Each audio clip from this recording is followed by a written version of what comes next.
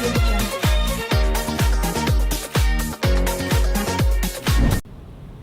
Terus aku bikinlah status. Kak Kris bilang, kau bodoh Indah. Kau sarjana hukum, kau orang pintar, kau orang kaya, tapi kau bodoh. Saya dikata-katain sama desainer saya. Di situ saya berantem sama desainer saya. Aku dikata-katain, Bang, kau bodoh Indah.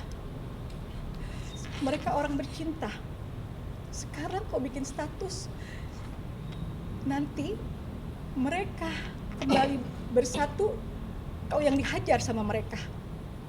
Aku nangis sama Kak Kris. Kak, nggak mungkin aku bilang tidak, karena aku sayang banget sama Dewi, aku kasihan sama Dewi. Aku hanya bikin status tentang foto dia yang menghadap ke belakang. Ini laki-laki yang kurang ajar, kasarnya seperti itu, saya bicara gitu memang. Lalu pada saat itu ada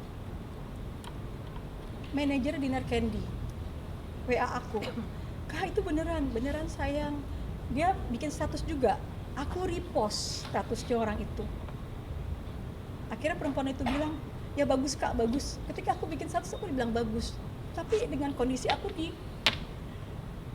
maki-maki sama desainer aku.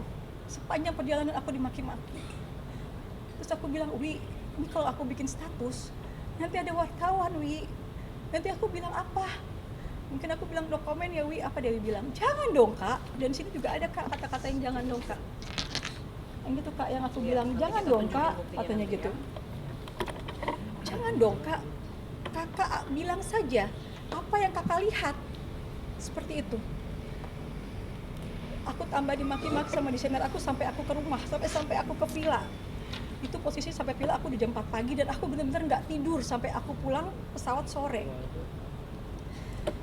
Lalu di hotel saya habis dimarah-marahin dan mereka kata karena desainer saya tuh udah kayak kakak saya sendiri, kita sama-sama orang Medan. Dia sudah sayang banget sama aku. Udah, aku dinasihatin, kenapa kau melakukan kebodohan? Kau itu pintar, tapi kau itu sekarang kenapa jadi bodoh? Aku cuma nangis. Iya Kak, maaf. Terus gimana Kak? Apa aku harus hapus statusnya? Kayak gitu kan? Ya udah, terserah lo lah. Lo tanggung nanti resikonya. Lo nanti pasti akan dimusuhin. Itu kata desainer aku, cuma itu doang. Desainer aku tidur. Dia tidur, jam 6 pagi dia tidur. Dewi tidak tidur, dia mesti telepon saya. Kak, tolong, ada serok yang ketiga. Dia di hotel ini Kak. Tolong kakak ke hotel ini. Saya belum tidur, kondisinya dari tengah malam sampai ke pagi. Dengan bodohnya, saya bawa mobil dengan keadaan ngantuk sampai berapa kali saya mau nabrak. Dan itu ada kata-kata saya, Wi, aku tuh belum tidur. Aku tuh bela-belain loh untuk Dewi. Kalau Kak Kris tahu aku pergi, pasti aku dimarahin. Dia bilang, Kak, demi aku Kak, sampailah aku di hotel. Ketika di hotel, yang saya lihat semua kru-kru dari, bukan kru yang dia oknum yang laki-laki itu, bukan, kru pesawat lain yang masih sama satu maskapai juga Kak, karena bajunya kan ungu-ungu gitu kan kalau si pacarnya itu putih ungu kalau nggak salah gitu kan pramugarinya. Saya fotoin sama Dewi. Aku ngantuk banget Wi, dan aku pusing gitu karena aku belum tidur. Jam 8 aku sampai di lokasi itu. Jam 7 atau jam 8 aku fotoin. Terus ketika saya ada di situ, laki-laki itu WA saya. Betapa sakitnya saya dibilang sama dia adalah, ngapain lo ngikutin gue? Ngapain mau pansos? Sakit banget saya langsung telepon Dewi. Sayang, aku dikata-katain. Biarin aja Kak, kalau perlu kakak temuin dia, kakak maki-maki di depan anak buahnya biar dia malu sekalian. Saya bilang dia nggak tahu dia di mana, dan ini bukan maskapainya dia yang keluar dari hotel ini, beda. Saya bilang kayak gitu.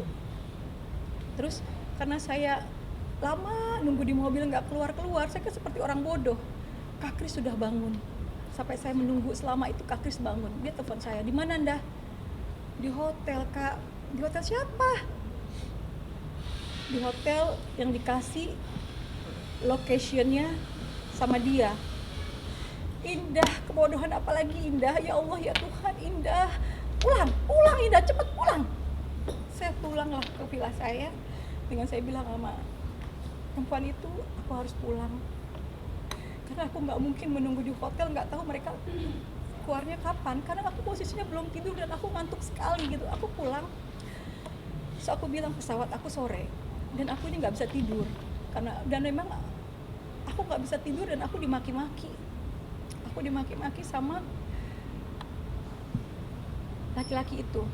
Kayaknya mendingan dikasih lihat dari handphone aja kali Kak. Nanti aja. Oh ya, cerita dulu. Laki-laki itu bilang sama teman kamu, saya bukan pacar dia, saya bukan suami orang, saya bebas sekarang, saya mau ngapain saja itu urusan saya, dan kamu jangan ikut campur urusan saya. Emosi saya meluap-luap. Karena apa? Karena saya sayang sama adik saya ini. Ketika dia bicara seperti itu, aku ngamuk dong, marah. Kalau lo memang udah merasa selesai sama adik gue, kenapa lo nggak ngomong? Dan kenapa DP lo masih, wallpaper lo masih, DP lo masih berdua? Dia bilang, kenapa gue selesai sama teman lo itu? Teman lo itu jahat mulutnya. Dia selalu bilang gue orang miskin. Itu yang gue nggak bisa terima. Seperti itu saya bilang. Dan gue udah putusin dia, dan kita udah putus dari bulan September. Akhirnya aku telepon lagi sama perempuan ini. Sayang, katanya dia udah putus. Nggak ada Kak, kita nggak ada putus, nggak ada kata-kata putus. Kita hanya berantem biasa. Jadi di sini saya tuh jadi seperti di tengah-tengah yang jadi bumerang. Yang satu bicara sama saya begini, yang satu bicara sama saya begini, dan saya di posisi yang pada saat itu yang bingung.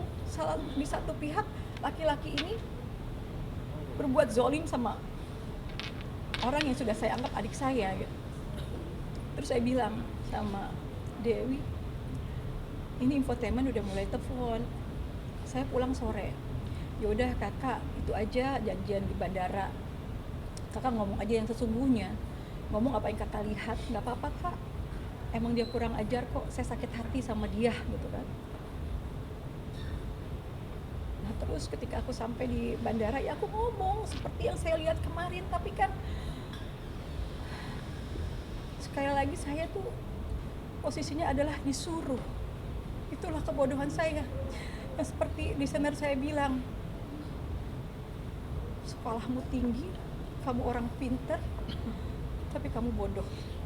Dan dia pergi jalan duluan. Aku cuma nangis, kakak kenapa ngomong kayak gitu? Ya kamu bodoh. Aku cuma dibilang bodoh, selalu kata-kata itu. Kenapa mau disuruh seperti seorang kacung?